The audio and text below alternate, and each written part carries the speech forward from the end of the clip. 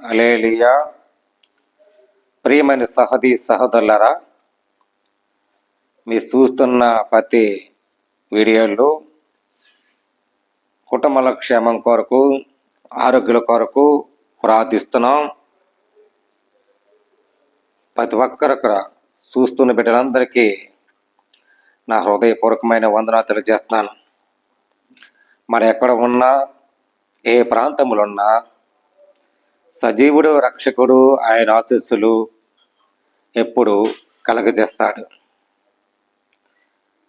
ప్రార్థనలతో ప్రేమించటం,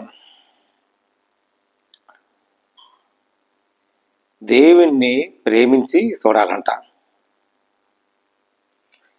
ఈ రోజుల్లో దేవుణ్ణి ప్రేమిస్తలా, మనిషికి ప్రేమ చూపిస్తున్నారు. మనిషికి ప్రేమ చూపించడం వాస్తవంగా అనుకునే వాళ్ళు అంటారు.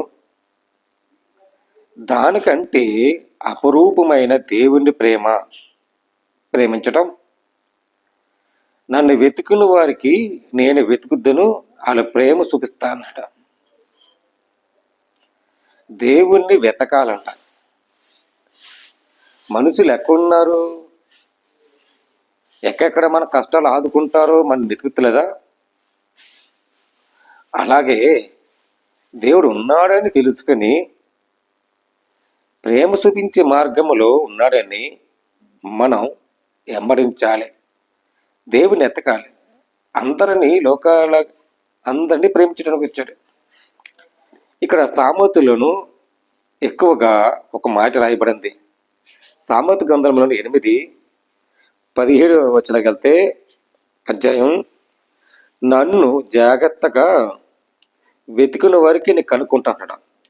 నన్ను జాగ్రత్తగా, ఇక్కడ వాక్యం ఏంటంటే, నన్ను ప్రేమించిన వారికి నేను ప్రేమిస్తాను. ప్రేమించాలి. ఈ రోజుల్లో దేవుణ్ణి ప్రేమించటం మర్చిపోయి మనుషుల్ని మూర్ఘంగా మాట్లాడే వాళ్ళు ఉన్నారు. ఈ వాక్యం ఏం చెప్తుందంటే, నన్ను ప్రేమించింది నేను ప్రేమిస్తున్నాను, నిన్ను వల్లే నీ పొరుగు వారిని ప్రేమించండి. నేను నిన్ను ఎంత ప్రేమించాను? ఈ రోజుల్లో పొరుగు వారిని ప్రేమిస్తున్నామా? సంఘ బిడ్డలను ప్రేమిస్తున్నామా? మనదే అనుకోకు, అది నీది కాదు. దేవుడు ఏర్పాటు చేసుకున్న సంఘం, పునాది వేయబడిన, పెద్దల ద్వారా పునాది వేయబడిన సంఘం, దానే పరిశుద్ధ సంఘం. ప్రేమ బిడ్డలారా, వాక్యము నన్ను ప్రేమించిన వారికి నీ ప్రేమిస్తున్నాడు. ఎవరో అన్నారని, ఎవరో చేశారని, ఎవరో చెప్పారని నువ్వు గ్రహింపలేని సంగతులు నువ్వు ఆలోచన పెట్టుకుంటే, ఊహించండి గొప్ప కార్యాలు దేవుడు ఇంకో ఏర్పాటు చేస్తాడు. నువ్వెక్కడ ఎవరిని ఏళన చేసావు? ఎక్కడ 10 మందితోనూ మరి ఏళన చేసి అవతల పో, ఏళన చేసి నువ్వు వాళ్ళని గౌరవించకనే, పెద్దవాళ్ళని చిన్నవాళ్ళని ఎవరి మట్టి వచ్చింది? నువ్వు ప్రేమించావు, ఆ ప్రేమ చూపించుటకు కాపాడు. ఎక్కడో చిన్న సహాల తీసుకుని, ఆ సహాల తీసుకుని ఎంపడించుకుని, ఇతను అలాగున్నాడు ఇలాగున్నాడు అంటే నువ్వు పొరుగుని ప్రేమించలేవు. సంఘం అలాగే ఉంటుంది. కానీ వాక్యం ఏం చెప్తుందంటే, వాక్యం సారగా నన్ను ప్రేమించడు, నీ పొరుగు వారిని ప్రేమించు, నన్ను వెతికిన వారికి నువ్వు వెతికి నడుస్తున్నాడు. ముందా నువ్వు దేవుడిని వెతికావు, దేవుడిని ప్రేమించాడు. ఆ వెతికిన ప్రేమ మనుషుల్ని ప్రేమ చూపించు. నువ్వు ఎల్లగొట్టేసి నేను కొడతా తిడతా అని అంటే అతనికి ఏమవుతుంది? ఏమవుదు. పైన ఉన్నాడు ఆకాశంలో దేవుడు, సృష్టికర్త, ఆయన సింహాసనము ఉన్నాడు కనుక ఆయనకి నువ్వు ఎక్కడ ఏళన చేస్తావో, ఎక్కడ నువ్వు ప్రేమించకని మనుషుల్ని సింధించవో, రేపొద్దున అదే స్థితి రావచ్చము, అదే హింస రావచ్చము, అదే సింధు యువత్తు రేపు జరగబోయిన రావచ్చము. మాటంట విశ్వాసం మార్గములో మంచితన మార్గం నడవాలి. వాక్యం ఏం చెప్తున్నారు సామెత గ్రంథంలో? ఇక్కడ నన్ను ప్రేమించిన వారికి నేను ప్రేమిస్తున్నాను, నన్ను జాగ్రత్తగా వెతుకున్న వారికి నేను కనుక్కుంటాను. వాళ్ళంట ఐశ్వర్య ఘనతలు సిద్ధపరిచి కొములితో నీతిని నా యొద్దకు ఉన్నది. నీతిని ఘనతలకు సిద్ధమై చేస్తారు. అలా చేయండి. అదే విషయంలోనూ సామెతలు 21 వెళ్తే నన్ను ప్రేమించిన వారికి ఆస్తికస్తులుగా నేను చేస్తాను, వారికి నిధులకు నిప్పులిందాం.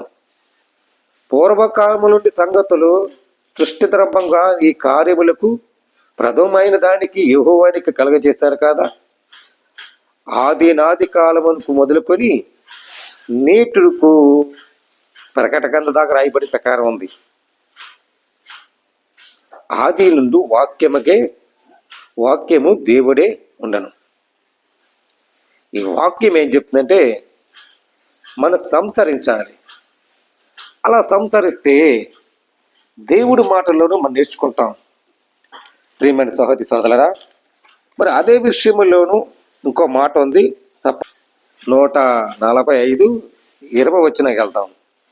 అక్కడ చిన్న మాట ఉంది, వారి మొర ఆలకిస్తాను, రక్షిస్తాను. నువ్వు ఎక్కడ శిక్ష పెట్టే వాళ్ళని, ఎక్కడ బంధించవు, ఎక్కడ అవమానం పెట్టవు. ఇక చూడండి, వాళ్ళు మొరపెట్టరు దేవుడి సన్నిధిలోకి వచ్చి. కానీ శిక్షించుకో, ప్రేమించు, బంధించుకో, ప్రేమించు, అవమానపరచుకో, వాళ్ళని ప్రోక్షవించు. నన్ను తను ప్రేమించిన వారందరికీ నేను కాపాడతా. యేసుక్రీస్తు ప్రేమించలేదా? గత మన హృదయంలో ఎలా ఉన్నది, మన హృదయంలో అంతరాత్మ ఎలా ఉన్నది? మన హృదయంలో దేవుని ప్రేమించి చోటిస్తున్నామా? దేవుని వాక్యం సారంగా నడిపించే విధానం మనకి ఇస్తున్నామా? దేవుని ప్రేమించుడు. అయితే భక్తిహీనులకి ఆయన నాశనం చేయడంట. నువ్వు ఎంతగా దేవుని ప్రేమించావో దానికంటే ఆ మనుషులంట నీ సన్నిధులకు వచ్చి ప్రేమ చూపించడానికి, వాక్యం సార్ నడవటానికి వచ్చినప్పుడు ఆ ప్రేమ నీ ప్రోక్షవించి దాన్ని చేయి.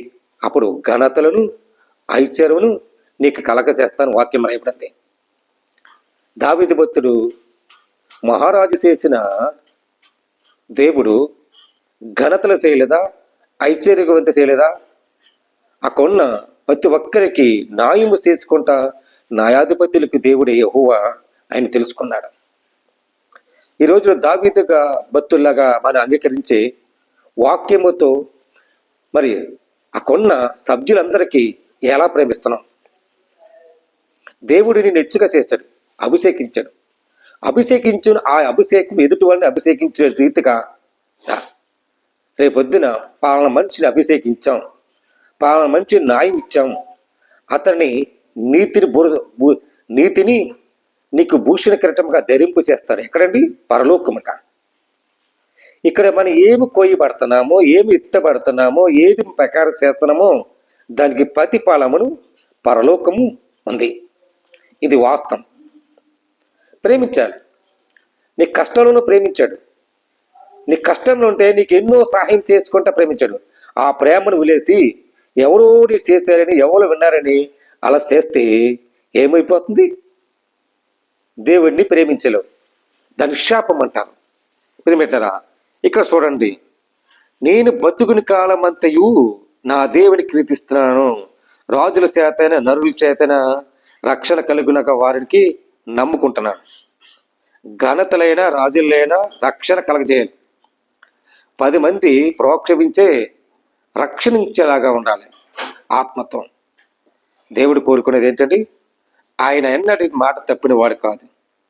నువ్వు ప్రేమించావా, బాధపడిన వారికి న్యాయం ఇస్తాడు. దుఃఖించద్దు, బాధపడద్దు, కానీ బాధపడిన వారికి న్యాయం తీర్చు, దుఃఖించిన వారికి ఓదార్చు. దాహమవి యేసుక్రీస్తు ఇదే చేశాడు, అందరికీ న్యాయం చేశాడు. అందుకనే ఆయన న్యాయాధిపతులు, యెహోవా ఈ దేవుడు న్యాయానికి ఆయనకి అధిపతిగా, మరి అధిపతిగా ఉండేది యెహోవా యందు భయభక్తిగలగా మనం ఉండాలి. యెహోవా స్తుతిస్తున్నారా? స్తుతించండి. ఆయన జీవిత కాలం అంతా యెహోవానే స్తుతించండి.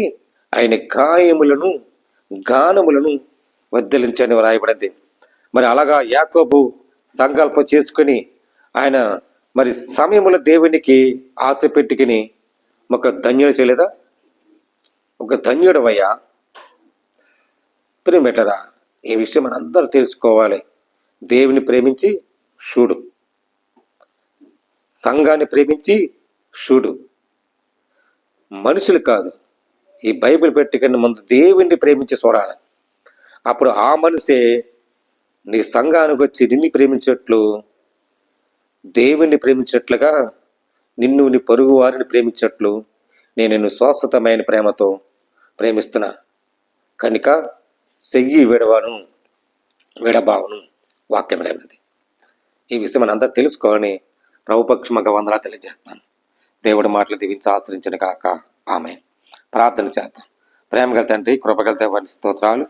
నాయన, ఇచ్చిన ప్రభావం ప్రకారముగా నీ చిత్త నెరవేర్చే వరకు సహాయం ఇచ్చినందుకు స్తోత్రాలు.